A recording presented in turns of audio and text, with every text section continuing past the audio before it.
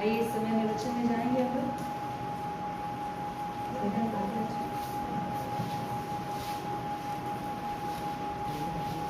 निकालेंगे हम लोग याकूब की पत्री, पहला अध्याय है 19-20।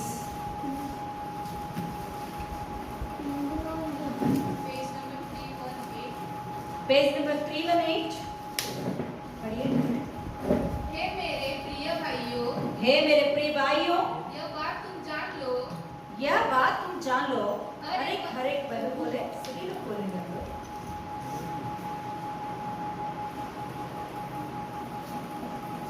सब वचन खोलेंगे, खोल के हमारे आंखों से देखेंगे, पढ़ेंगे,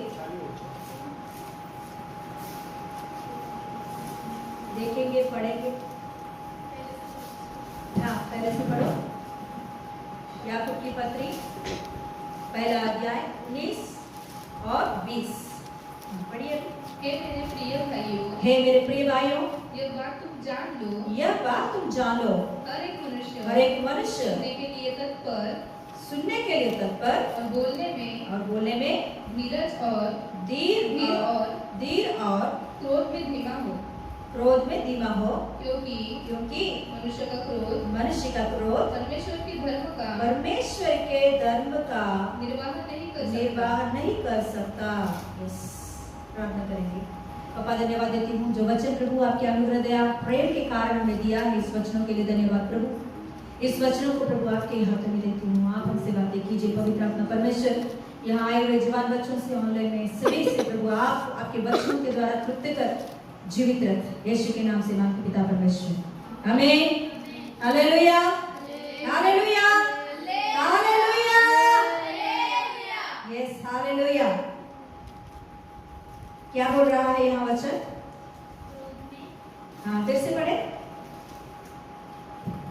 हे मेरे प्रिय भाइयों, यह बात तुम जान लो। हर एक मनुष्य सुनने के लिए तत्पर। सुनने के लिए कैसे रहना है? तत्पर, मतलब खड़ी। सुनने के विषय में बाद में सुनेंगे, ऐसा नहीं बोलने का। सुनने के विषय में रेडी रहना चाहिए हमेशा। क्या सुनने के लिए? गॉसिप्स, बुराई, डायलॉग्स। क्या सुनने के लिए? वचन सुनने के लिए बोलो, अच्छा बात सुनने के लिए बोलो, या कोई बड़े लोग हमें बोल रहा है, कुछ अच्छा बात बोल रहा है, वो बात सुनने के लिए बोलो। हम तत्पर रहना जरूरी है। हाँ, और बोलने में धीर, बोलने में धीर रहो। मतलब सोच के बात करो। बोलते हैं ना, बड़े लोग बोलते हैं ना, सोच के बात करो। क्या बात कर रही है? सोच के बात करो। जो मुंह में आ रही है वो बात नहीं करना चाहिए। हम क्या बात कर रहे हैं, सोच के बात करना चाहिए, है ना? हाँ, वही बात यहाँ भक्त बोल रहा है। सुनने में आप तत्पर रहो, मगर बोलने में सोच समझ कर बातें करो। क्या करना है? सोच समझ कर। क्या हम बातें कर रहे हैं, कॉन्शियस में रहकर बात करना चाहिए। क्या करना है? हम कभी कभी बोलते हैं ना कि मैं कॉन्शियस में नहीं थी सिस्टर, इसीलिए मेरे मुंह से ऐसे बातें निकली है। हाँ, तो ऐसे टाइम में कॉन्शियस में नहीं रहते, उस समय में मुंह ही नहीं खोलने का, बंद करके बैठना चाहिए। कॉन्शियस में कभी नहीं रहते। जब गुस्सा आती है तो हम हमारे कंट्रोल में नहीं रहते। हाँ, वही अभी पढ़े। हाँ, और क्रोध में, गुस्सा करने में, हाँ, धीमा हो। यहाँ बोला है तो भक्त किस विषय के लिए बता रहे बात मालूम है? सुनने के विषय, बात करने के विषय, ये सारी चीजें किस विषय में लेकर बातें कर रहे हैं? क्रोध के बारे में बातें कर रहा है। देखो, जब कभी भी सुनते हैं कुछ बातें तो तुरंत हमारे अंदर गुस्सा आ जाते हैं। क्या बोलते हैं हमें कोई पता नहीं चलती है। तो ऐसे चीजों से आप क्या करो? संभाल के रहो, सोच समझ कर बातें करो। उससे से आप बातें करोगे तो उससे पूरा क्या बोलते हैं, वो पूरा एटमॉस्फेयर चेंज हो जाता है, अंदर सभी परिस्थिति चेंज हो जाता है। एक व्यक्ति गुस्सा करने की वजह से उधर की पूरा परिस्थिति चेंज हो जाता है। हालेलुया। इसीलिए गुस्सा, ज़रूरबेल मेरे आगे इधर आके बैठो, इधर बैठो। ओके, हाँ, अभी पढ़िए फिर से। हाँ, हे मेरे प्रिय भाइयों, हे मेरे प्रिय भाइयों, यह बात तुम जान लो, यह बात तुम जान लो, हर एक हर एक मनुष्य सुनने के लिए तत्पर और और बोलने में धीर और क्रोध में धीमा और हो। क्रोध में धीमा हो। हाँ, अभी क्योंकि मनुष्य का क्रोध परमेश्वर के धर्म का निर्वाह नहीं कर सकता है। जब कभी भी मनुष्य क्रोध हो जाता है, मनुष्य के अंदर से गुस्सा निकल के आती है, तो उस समय में परमेश्वर कुछ भी नहीं करता है। जो कुछ भी परमेश्वर करना चाहा वो भी नहीं करेगा परमेश्वर। जब इंसान क्रोधित होकर अपना काम करने के लिए मुंह खोलता है या गुस्सा करते हुए कुछ भी करने की कोशिश करते हैं, उस समय में परमेश्वर साइलेंट रह जाता है। जो करने के लिए सोचा उस समय में, जो प्रभु ने वो प्रॉब्लम आने से पहले प्रभु जानता है कि उसके लिए क्या क्या करना है ना? तो वो जो कुछ भी परमेश्वर करना चाहा, उस सारे बातों में पीछे हट जाता है। प्रभु अपना कामों को निर्वाह नहीं करेगा उस समय। परमेश्वर अपने धर्म को निर्वाह नहीं करेगा उस समय में। जब इंसान क्रोधित होता है, जब इंसान अपने मुंह से जो कुछ भी बातें करता है, जब इंसान क्रोधित होकर कुछ भी कर देता है, उस समय में कुछ भी कर लेता है, तो परमेश्वर उस समय में कुछ भी नहीं करता है। आखिर में कितना बड़ा विश्वासी भी क्यों ना हो, पास्टर सिस्टर भी क्यों ना हो, क्रोध में आकर कुछ गुस्सा की बातें या कुछ भी खाने होता है, तो उस समय में परमेश्वर की काम पूरा रुक जाता है। परमेश्वर जो कुछ भी आशीष देना चाहते हैं वो आशीष रुक जाता है। परमेश्वर की जो कुछ भी बड़े बड़े प्लान है, वो सारे परमेश्वर पॉज कर देता है। Hallelujah, yes hallelujah. इसीलिए हमको क्या करना चाहिए? क्रोध करने में धीमा रहना जरूरी है। हालेलुया। तो क्रोध करने में धीमा रहना है तो हमारी वजह से नहीं हो सकता कि इस कंट्रोल करने के लिए, गुस्सा को कंट्रोल करना हमारी वजह से नहीं हो सकता है।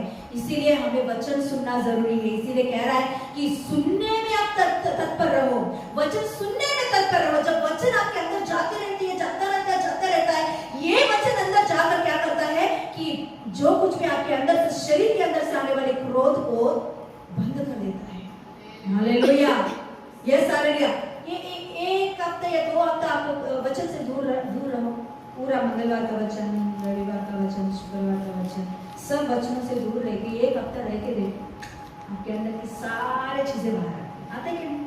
एक नहीं, सारे एक नहीं, केवल क्रोध ही नहीं, गुस्सा ही नहीं, सब चीजें बाहर आते। शरीर की सारे काम, जितने भी कृतियों की किताब में शरीर की कार्य लिखी हुई, सारी चीजें बाहर आती। एक भी उसमें क्या बोलते हैं नहीं, सब चीजें बाहर लिखी हुई है। वचन इसीलिए हमारे जीवन में एक साबुन के जैसा हमेशा, या नहीं तो क्या बोलते हैं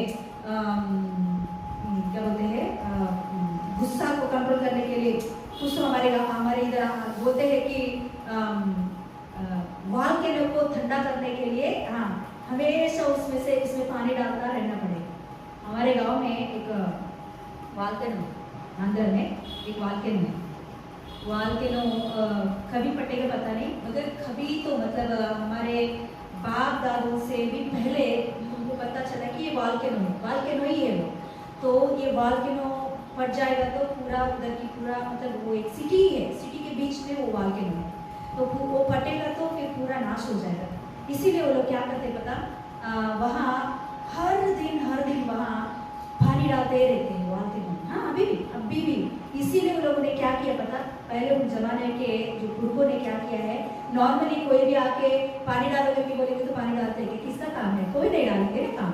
इसीलिए उन लोगों ने ऐसा सोच समझ कर किया है कि मेरे दादाजी कहते थे, हमसे ये बात बोलते थे हमेशा कि वॉल्केनो का वो जगह है ना, एक मंदिर बना दिया, एक टेम्पल बना दिया था। टेम्पल बनाकर वहाँ एक नाम रखा था कि वो टेम्पल का नाम है पानकाल स्वामी। मतलब क्या बोलते हैं मीठा पानी बनाते हैं, उस क्या बोलते हैं आप, मीठा पानी पिलाते हैं, क्या बोलते हैं गुड़ रहते हैं ना, गुड़ को मिलाकर, पानी में गुड़ को मिलाकर चाशनी, यस चाशनी, चाशनी का स्वामी, उसका नाम ही चाशनी का स्वामी।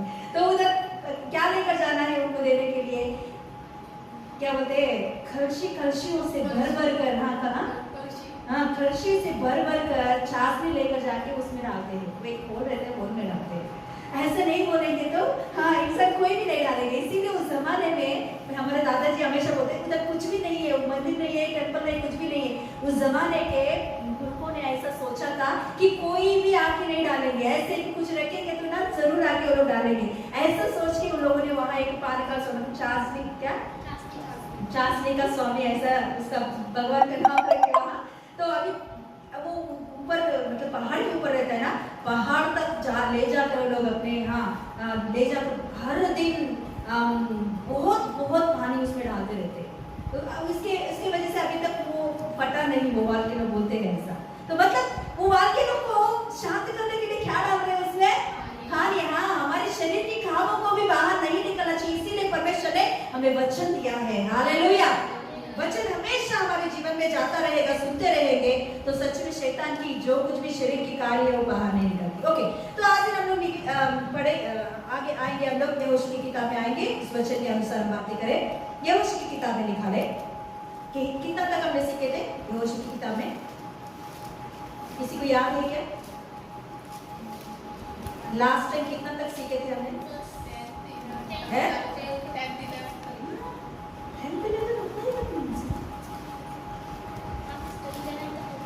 11 तक सीखा हमने, और बाकी कालेब के बारे में नहीं सीखा हमने।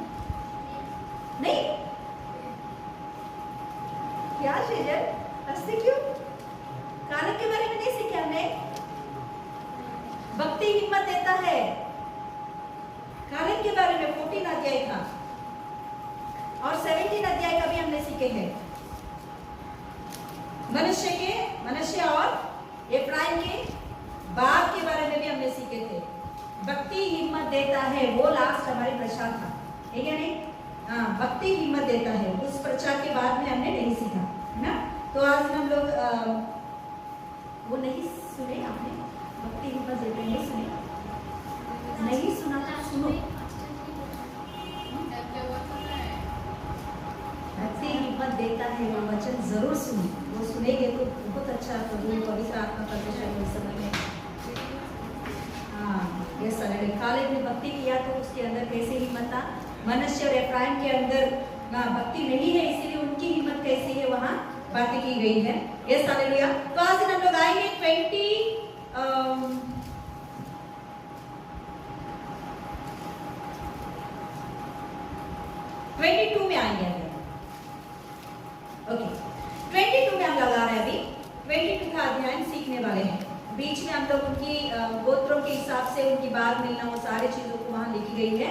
अभी हम लोग 22 में आएंगे और इसके बीच में भी क्या बोलते हैं शरण स्थान के बारे में भी लिखी होती है।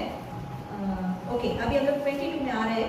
22 में हम लोग देखते हैं अभी कनान देश में कितने गोत्र के लिए बता सकते हैं कोई भी? कितने गोत्र के लोग कनान देश में रहने लगे हैं?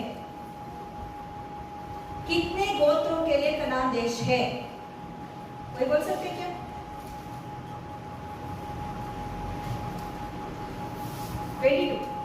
अध्याय यहोशू का निकाल के रखो।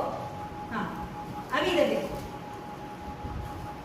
कितने गोत्र कनान देश में रहने लगे अभी तक भी? कितने गोत्रों के लिए है कनान देश? हाँ, चल है ना? फिर इतना क्या सोच रहे हो? सोचिए तो सच में 12 गोत्र नहीं है कनान देश में। कनान देश में 12 गोत्र नहीं रहते हैं। ये लोग कनान देश में आने से पहले मूसा के टाइम में ही 2.5 गोत्र, मतलब मनश्शे, एफ्राइम, सॉरी मनश्शे नहीं,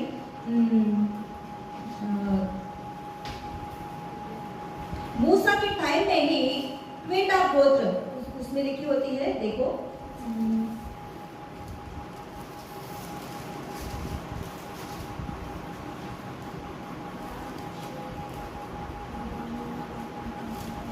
हाँ, पढ़िए, पहला वचन पढ़िए।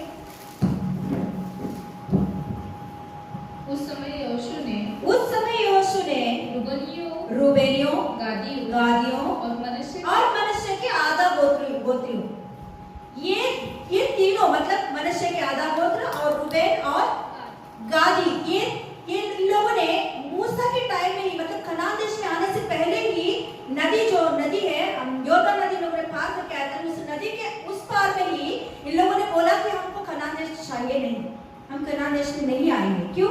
क्योंकि हमारे लिए बहुत सारे भेड़ बकरियां हैं, हम लोग भेड़ और बकरियों को चराने वाले हैं। तो हमारे लिए कनान देश से अच्छा ये जगह हमारे लिए अच्छा लग रहा है, हमारे भेड़ बकरियों को चराने के लिए ये सही जगह हमें लग रहा है, इसीलिए तो कनान देश में नहीं आएंगे। नदी के इस पार ही हम रह जाएंगे, उस पार कनान देश रहता है, तो कनान देश हमें नहीं चाहिए, इधर ही हम रहेंगे।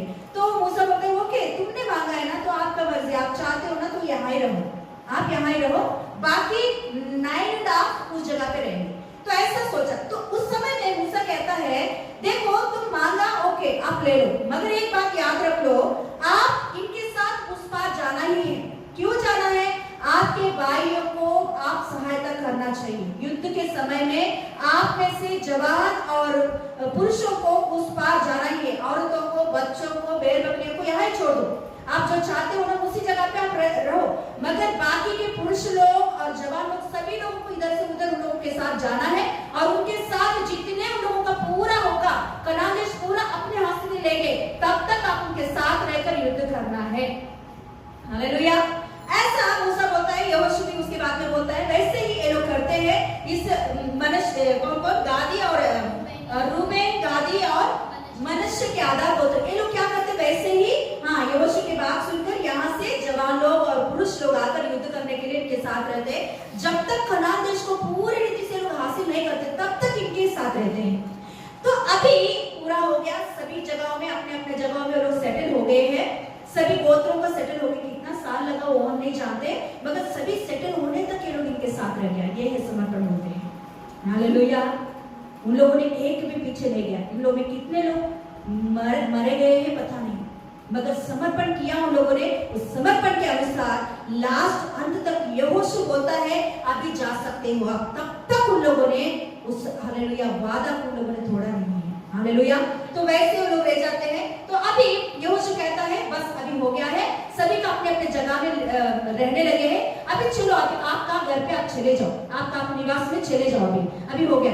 आप जाते वक्त जितने भी हम लोगों ने अभी तक लूटपाट किया है, उन लूटपाट में आपको भी भाग मिला, ये सारे भागों को आप लेकर जाओ। तो देखिए वहां उनको कितना भाग मिला है, हम पढ़ सकते हैं उधर 8 से पढ़िए, 8 से पढ़िए। तो उनको भी आशीर्वाद देकर कहा, हाँ उनको आशीर्वाद देकर यहोशू ने कहा, हाँ बहुत से पशु और चांदी सोना, पीतल लोहा और बहुत से वस्त्र और बहुत धन संपत्ति लिए हुए अपने अपने डेरे को लौट जाओ। हाँ, डेरे को लौट जाओ। हालेलुया। कितना उन लोगों को अनकाउंटेबल ऐसे आशीष लोगों को मिला कि बहुत आशीष लोगों को मिला, ऐसे ही खाली हाथ से नहीं भेजा। उन लोगों को खुद का जगह भी मिला और उसके साथ साथ उन लोगों को उनके बोला है तो बाकी 9.5 से ज्यादा इन लोगों को आशीष बहुत है। कैसे बोलूं मैं? क्योंकि इनके स्त्रियां बोलो, इनके बच्चे बोलो, इनके पशु बोलो, कोई भी युद्ध में नहीं है, बाकी 9.5 का युद्ध में है, उनकी सभी है। और इन लोगों का केवल पुरुष और जवान ही लोग बाहर आए हैं इधर, बाकी सभी लोग वहां ही शांत से है, कभी क्या होगा उनका डर ही नहीं है। मगर इधर इन लोगों ने युद्ध में गया, मगर समर्पण के साथ गया, इसीलिए इनकी आशीष बहुत है। हालेलुया। समाधान इनको मिला, शांति मिला, और उसके साथ साथ धन संपत्ति इन लोगों को मिला है। हालेलुया। परमेश्वर के साथ जो कुछ भी हम वादा कर रहे हैं, कुछ बातों में हम लोग समर्पण कर रहे हैं, उस बातों में हम लोग ईमानदारी से रहेंगे तो सच में परमेश्वर की आशीष फिलहाल के लिए आपको नहीं दिख रहा होगा, मगर परमेश्वर का एक बात के लिए आशीष बढ़ती ही जाएगी। एक ही बार जब परमेश्वर देगा तभी आप बोलोगे कि सच में परमेश्वर अनुग्रह बहुत बड़ा है मेरे ऊपर। हालेलुया। फिलहाल के लिए हमारे आंखों में नहीं दिख रहा होगा, क्या हम लोगों के जीवन में फिलहाल की आंखों में नहीं दिखा, कितना साल लोगों ने कष्ट किया पता नहीं, कितने साल उन लोगों ने युद्ध किया पता नहीं, मगर उन लोगों ने ईमानदारी से जो वादा उन लोगों ने किया उस वादा के अनुसार चलने लगे हैं, मगर उनकी आशीष परमेश्वर ने उनको दिया है। हालेलुया। परमेश्वर किसी का भी कर्जदार नहीं होता है। हम जो कुछ भी परमेश्वर के लिए करते हैं उसमें से किसी बात में भी प्रभु हमें लज्जित होने नहीं देता। फिलहाल के लिए हमारी परिस्थिति ठीक नहीं होगा, फिलहाल के लिए हम आशीष नहीं देख पा रहे होंगे, हम जो आशीष नहीं देख पा रहे, मगर परमेश्वर ने हमारे लिए जो आशीष रखा है वो हमें मिलेगा ही मिलेगा। कभी पता, हम हमारे वादा के ऊपर ईमानदारी से रहना जरूरी है। हालेलुया। यस, आज भी मैं यही प्रार्थना तेरे विषयों में, समर्पण के बातों में, जो कुछ भी प्रभु तू मेरे हाथों में दिया है उन बातों में ईमानदारी मेरे अंदर जब मैं खो जाऊंगी ईमानदारी, तो मेरे जिंदगी को ही खो गई ऐसा मुझे लगता है प्रभु। इसीलिए ईमानदारी के विषय में मैं कभी भी पीछे नहीं हटूं प्रभु। जो कुछ भी काम तूने मेरे हाथ में दिया, जो कुछ भी मैंने एक समर्पण के साथ आगे बढ़ रही हूँ, उस बात में कभी भी कितना बड़ा भयंकर हालत में मेरे सामने आया, मगर ईमानदारी के विषय में मैं पीछे नहीं हटूं प्रभु। हालेलुया। ये हर दिन मेरा प्रार्थना में होती है, और मैं ये भी प्रार्थना करती हूँ कि जितने भी प्रभु जवान बच्चे आ रहे हैं प्रभु, या ज़रूरबल मोसेस बोलो या कोई भी प्रभु सेवकाई में आगे बढ़े, सभी के अंदर एक ईमानदारी का स्वभाव दीजिए प्रभु, ताकि प्रभु आपकी आशीष उनके ऊपर भी बहुत आयत से रहने दें। हालेलुया। यस, ईमानदारी के विषय में हम लोग आगे बढ़ना जरूरी है। ईमानदारी जब हम खो जाएंगे तो उससे भयंकर पाप नहीं रहता मेरे हिसाब से। हालेलुया। Yes, hallelujah. तो यहाँ इन लोगों का देखिए, ईमानदारी से इन लोगों ने चला एक वादा के ऊपर, परमेश्वर ने वैसे ही लोगों को बहुत से आशीष दिया। अच्छा बात है। तो अभी ये लोग निकल के गए हैं, अपने अपने अपने जगहों में चले गए हैं, मतलब नदी के उस पार चले गए हैं लोग। नदी के उस तट पे चले जाने के बाद तुरंत उन लोगों ने एक काम किया है। वो काम क्या है पता? वो एक बड़ा सा वेदी बनाया उन लोगों ने। परमेश्वर का तंबू जिस जगह पर रहती है वहां ही वेदी रहना चाहिए, ये रूल है। जिस जगह पर परमेश्वर की संदूक की पेटी रहती है वहां ही वेदी रहना चाहिए। वेदी के वहां संदूक की पेटी के बिना वेदी रह रहा तो उसका मतलब है कि अन्य देवताओं के लिए वेदी बनाया। तो अभी इन लोगों ने वापस जाते जाते ही इन लोगों ने काम करना शुरू किया है, बड़ा सा वेदी बनाया, बहुत बड़ा वेदी बनाया इन लोगों ने। जाते जाते ही पढ़िए, नीचे पढ़िए।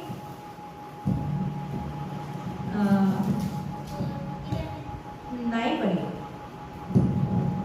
तब रूबेन ने गादी और मनश्शे के आधे गोत्र इस्राएलियों के पास से अर्थात कनान देश के शीलो नगर से अपने गिलाद नामक नीच भूमि में, जो मूसा के द्वारा दी गई यहोवा की आज्ञा के अनुसार उनकी नीच भूमि हो गई थी, जाने के विचार से लौट गए। जब रूबेन, गादी और मनश्शे के आधे गोत्र यरदन की उस तराई में पहुंचे जो कनान देश में है, तब उन्होंने वहां देखने योग्य एक बड़ी वेदी बनाई। क्या बनाई? देखने योग्य बड़ी वेदी बनाई उन लोगों ने। और पढ़िए।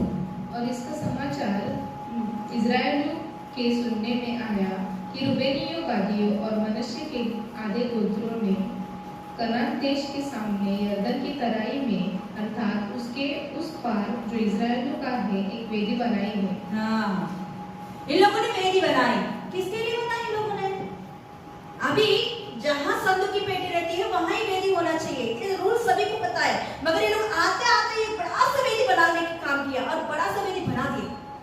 बनाते बनाते ये बात किसको सुनाई पड़ी? इस पार के 9 गोत्रों को सुनाई पड़ी। 10 गोत्रों की सुनाई पड़ी। इन लोगों को सुनाई पड़ी कि अरे इन लोगों ने बहुत बड़ा वेदी बनाया है। ये 2 गोत्र जाकर क्या किया है? एक बड़ा सा वेदी बनाया है। तुरंत इन लोगों के अंदर बहुत गुस्सा आ गया। बहुत गुस्सा, मतलब इतना गुस्सा आया कि वो लोग अभी युद्ध के लिए निकल गए। युद्ध करने के लिए अपने सारे हथियारों को लेकर इन लोगों के ऊपर युद्ध करके लोग खत्म करने के लिए, पूरे सत्यानाश करने के लिए निकल गए। सुनने आया और तुरंत लोगों ने क्या किया? क्रोध। क्या आया है? गुस्सा आ गया, सभी को गुस्सा आ गया। पढ़िए नीचे, बराबर। जब इस्राएलियों ने यह सुना, जब इस्राएलियों ने यह सुना, तब इस्राएलियों की सारी मंडली उनसे लड़ने के लिए, उनसे लड़ने के लिए, क्या करने के लिए? बात करने के लिए भी नहीं। अरे क्यों बनाया तुमने? पूछना चाहिए ना, पहले वो बात पूछना चाहिए ना। अरे कुछ भी हम लोग सुनते हैं ना, बहुत सारे सच से ज्यादा क्या बोलते हैं, झूठ बात जल्दी से जल्दी फैलती है, ठीक है नहीं? झूठ इतना जल्दी फैलती है, सच से भी ज्यादा फैलती है, मगर सच सच ही है। तो जो कुछ भी आपके कानों में सुनने को लिए आ रही है, पहले सोचो ये कितना तक सच है। हाँ, ये क्या बोलते हैं, व्हाट्सएप में कुछ भी आता है, वो झूठ है क्या, सच है क्या, हम लोग इंक्वायरी नहीं करते, सोच भी नहीं थे, तुरंत आपको शेयर करते बैठते हैं। वो उसके नीचे लिखते हैं कि शेयर करो इसे, बस ये अरे वचन शेयर करो बोले तो नहीं शेयर करते हैं ना, कुछ आया, कुछ बात आया तो शेयर करो बोले तो शेयर करते हैं।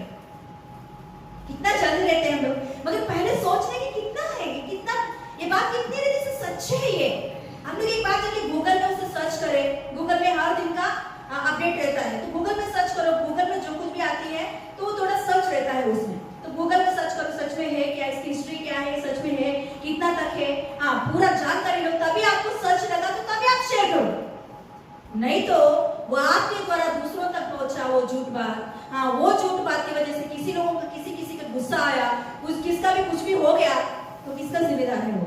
आप ही हो। इसीलिए हाँ, आज ही मैंने एक झूठ न्यूज सुनी है। एक छोटी लड़की के ऊपर एक बूट का शू का ऐसा दबाते हुए एक फोटो खींचकर नीचे ऐसा मैटर लगाया उसका कि क्या बोलते मसीह लोगों के ऊपर अत्याचार, मसीह लोगों के ऊपर अत्याचार, पलाना लोग अत्याचार कर रहे हैं, मतलब सता रहे हैं इन लोगों को, ऐसा कर रहे हैं वैसे कर रहे हैं मसीह लोगों को। तो अभी मसीह लोगों को सुनकर क्या लगता है?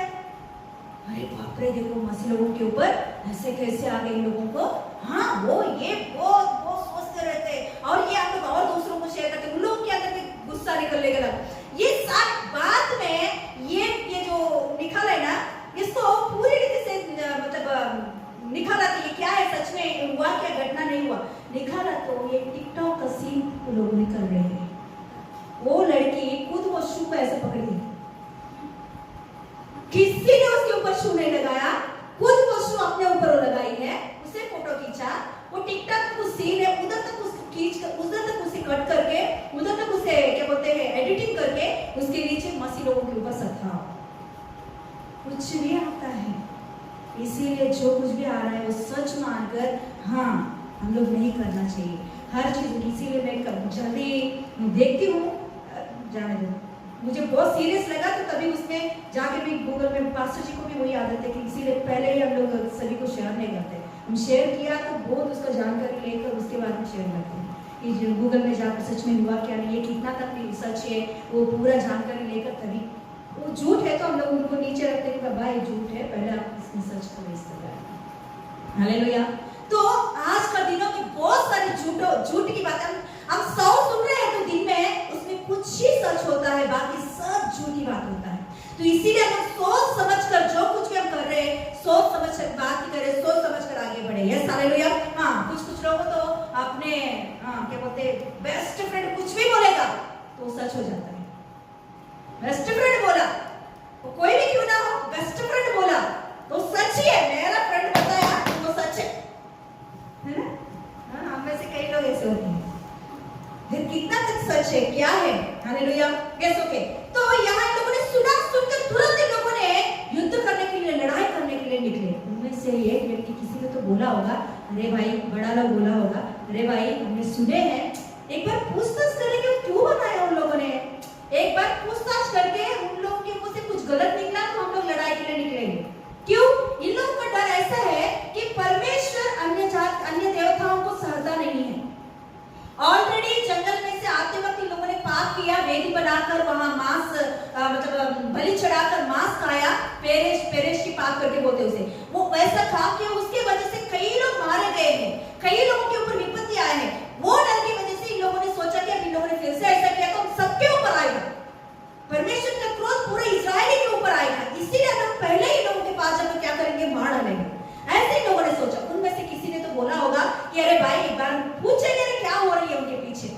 तो अभी लोगों ने ऐसे सोचकर हाँ पास्टर जी के पास गए, पास्टर जी देखो ऐसा हुआ है, आप जानते हो उन लोगों को आपने भेजा, उन लोगों को यहाँ ही रहने का था, उन लोगों को उधर नहीं भेजने का था, देखो उन लोगों ने वहां भेजा तो बड़ा सा बेड़ी बना दिया उन लोगों ने। पास्टर जी ने बोला ओके ओके ओके, थोड़ा शांत रहो, थोड़ा शांत रहो, एक बार मैं जाके बात करके आऊंगा। हालेलुया।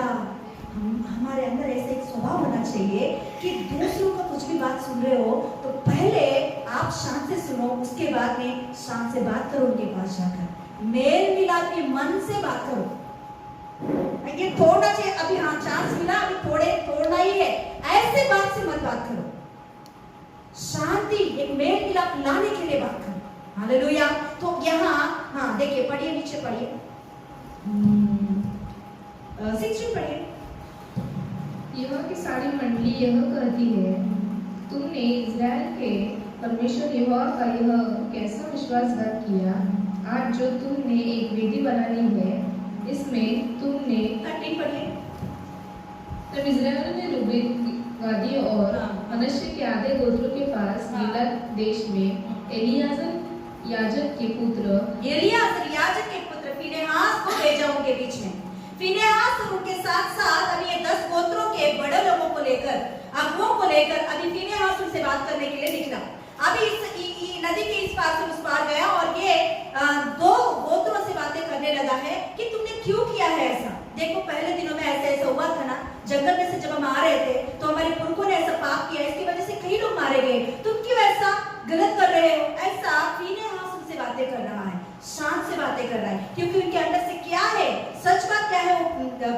लिए। अभी देखिए, पढ़िए नीचे 17 पढ़िए।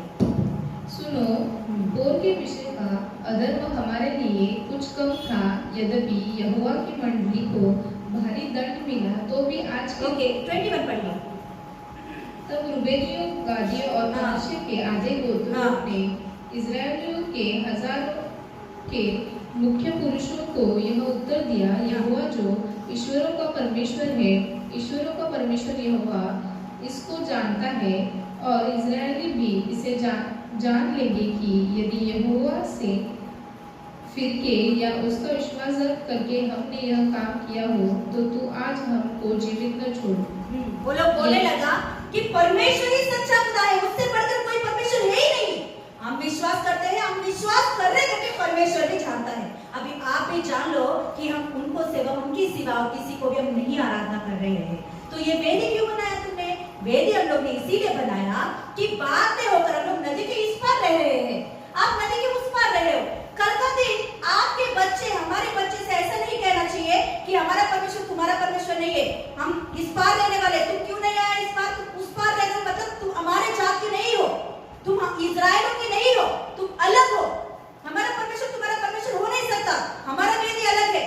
ऐसा कोई भी आपके बच्चे हमारे बच्चों से कह के हमको परमेश्वर से दूर नहीं करे। इसीलिए हम लोगों ने एक नमूना बनाया है वेदी का, ताकि कितने भी बच्चे उत्पन्न हो इस वेदी को देखकर कह सके यहोवा ही सच्चा खुदा है। हम वेदी के ऊपर कुछ बलिदान करने के लिए वेदी नहीं बनाया, हम लोग एक नमूना बना के रखे हैं कि हमारे बच्चे बड़े होने के बाद कह सके कि यहोवा परमेश्वर उस पार में 10 गोत्र रह रहे, उनके परमेश्वर ही हमारा परमेश्वर है। हालेलुया।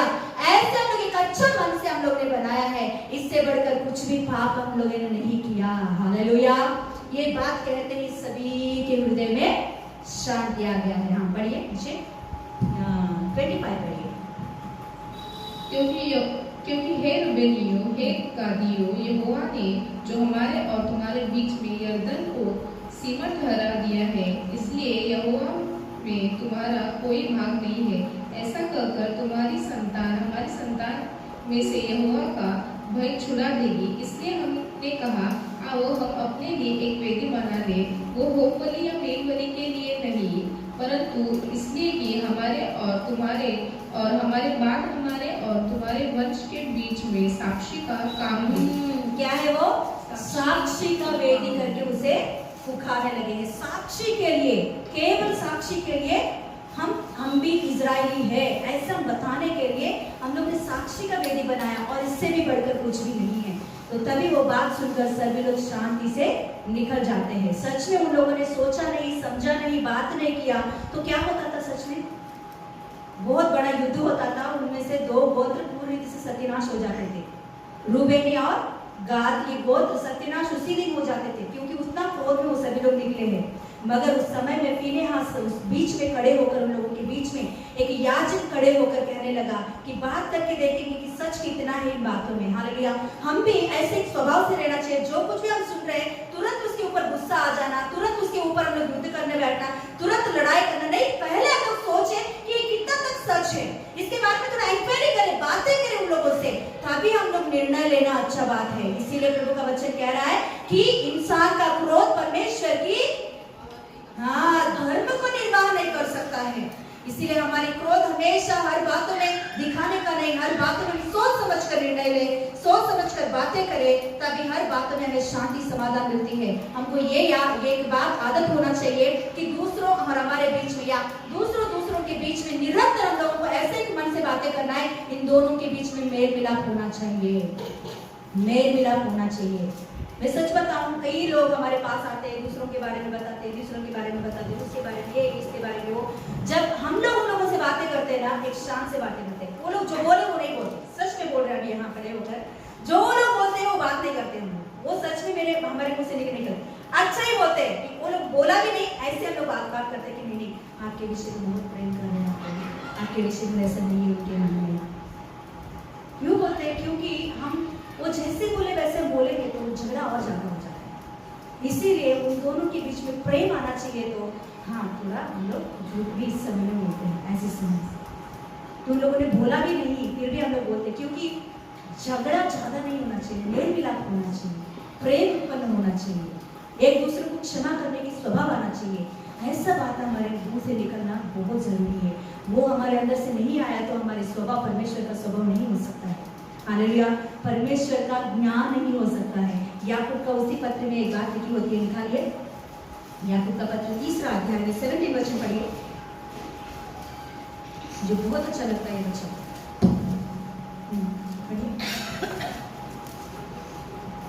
पर जो ज्ञान ऊपर से आता है, हाँ, पर जो ज्ञान ऊपर से आता है वो पहले तो पवित्र होता है, फिर मिलनसार कैसे? हाँ, मिलनसार प्रेम होता है, ज्ञान होता है, और कोमल और मृदु भाव और दया और अच्छे फलों से लदा हुआ और पक्षपात और कपट रहित होता है। हाँ, ज्ञान कैसा होता है? परमेश्वर का ज्ञान, परमेश्वर के ज्ञान में क्रोध नहीं रहता है। इस लिस्ट में क्रोध नहीं है। क्या है उसके बदले? मिलनसार, मृदुभाव मतलब अच्छा से बातें करना, मृदुभाव मतलब शांत से रहना, हाँ, और दया, कोमल, ये सारी बातें में कहाँ भी आपको रेबल दिख रही है? मतलब परमेश्वर के ज्ञान जो कोई भी पाएगा, मुझे परमेश्वर का ज्ञान है, ऐसा कोई भी बातें कर रहा है, तो पहले उनके अंदर क्रोध नहीं होती है, शांत रहता है, मेल मिलाप करने की स्वभाव होती है, एक दूसरों के बीच में शांति ले आने की स्वभाव होती है। ये नहीं रहता तो परमेश्वर के ज्ञान नहीं है। हालेलुया। तो यह कितना अच्छे से याकूब का भक्त कह रहा है कि हालेलुया, कि परमेश्वर का ज्ञान ये होता है कि उसमें पक्षपात नहीं होता है, एक दूसरों को, एक ही को प्रेम करना, दूसरों को प्रेम नहीं करना, ऐसा स्वभाव नहीं होती है। हालेलुया। तो हमारे जीवन में हालेलुया एक अच्छा स्वभाव, जैसे फिनेहास ने किया, वैसा काम करने के लिए हमें आगे बढ़ना है। क्रोध, किसी को भी अंदर क्रोध है तो उसे ठंडा करने की कोशिश करो, उसे और भी, हाँ, क्या बोलते हैं, तेल मत डालो। क्या नहीं डालो? तेल नहीं डालो उसमें, उसकी क्रोध और बढ़ने के लिए और थोड़ा तेल डाल के मत करो। कैसे भी उसे शांत करने के लिए पानी डालो। हाँ, वॉक करने को पढ़ने से हाँ बचाओ। हालेलुया। ऐसा फिनेहास ने किया, यीशु मसीह ने भी वही काम किया है। जब परमेश्वर के सामने क्रोध के कारण बन के जा रहे थे, यीशु मसीह परमेश्वर के अंदर एक शांति लाने के लिए अपने लहू को बहाया है। हालेलुया। अपने लहू को बहाकर परमेश्वर के अंदर की क्रोध को हालेलुया निकाल दिया है। या जब कभी भी हम परमेश्वर के सामने जाते हैं, अभी क्रोध ले आने के लिए नहीं, एक प्रेम हमारे ऊपर उत्पन्न होने के लिए यीशु मसीह ने ऐसा कार्य किया है हमारे जीवन में। हालेलुया। ऐसे कार्य हम करना है। एक क्या बोलते हैं, बिचवाई करने का स्वभाव होना चाहिए। फिनेहास ने ऐसे किया, यीशु मसीह ने हमारे लिए ऐसे किया, हमको भी वैसे ही होना है। एक बिचवाई करने का स्वभाव से हमें आगे बढ़ना है, उसमें बहुत सारे आशीष होती है। Yes, hallelujah. खड़े हो जाएंगे, प्रार्थना करेंगे।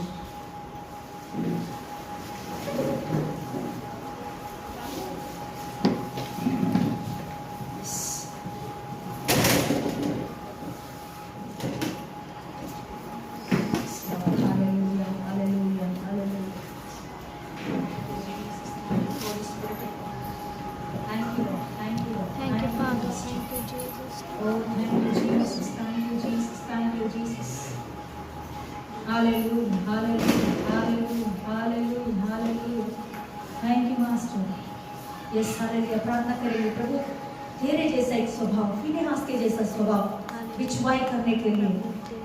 सच में उस दिन फिनेहास उस 2 गोत्रों के पास जाकर बातें नहीं करता तो आज दिन 2 गोत्रों के बारे में हम सुन नहीं सकते थे। पूरे से सत्यानाश करने के लिए पूरा 10 गोत्र तैयार हो गया था, मगर उस दिन फिनेहास उनके बीच में बात करने के लिए, एक शांति का वातावरण लाने के लिए, एक बिचवाई का काम करने के लिए, यस 10 गोत्रों के अंदर की क्रोध को निकालने के लिए वो खड़ा हुआ उस समय में। यस, आज दिन हमारे स्वभाव कैसे है? दूसरों के बीच में झगड़ा करने की स्वभाव है क्या? झगड़ा लगाने की स्वभाव है क्या? क्रोध को और भी क्रोध करने की स्वभाव है क्या? या क्रोध दिलाने की स्वभाव, या क्रोध से बढ़कर हम लोग दूसरों का हानि कर रहे हैं हमारे बातों से, चाल चलन से? एक बार सोचिए कि परमेश्वर ने फिनेहास को ऐसा क्या दिया कि उन 2 गोत्रों से बातें करके एक शांति का वातावरण लाने के लिए, गुस्सा को निकाल दिया 10 गोत्रों के अंदर से, बिचवाई करके तो आज दिन हमारे स्वभाव दूसरों के बीच में झगड़ा लाने के लिए नहीं, आपकी बातों से दूसरों के अंदर गुस्सा पूरी तरह से निकल जाना चाहिए। आपकी बातों की वजह से दूसरों के अंदर जो क्रोध उत्पन्न हो रही है पूरी तरह से ठंड हो जाना चाहिए। ऐसा एक स्वभाव होना चाहिए। परमेश्वर के खिलाफ है कि हम जो है सच को झूठ में बदल देना, मेल मिलाप को खराब करना,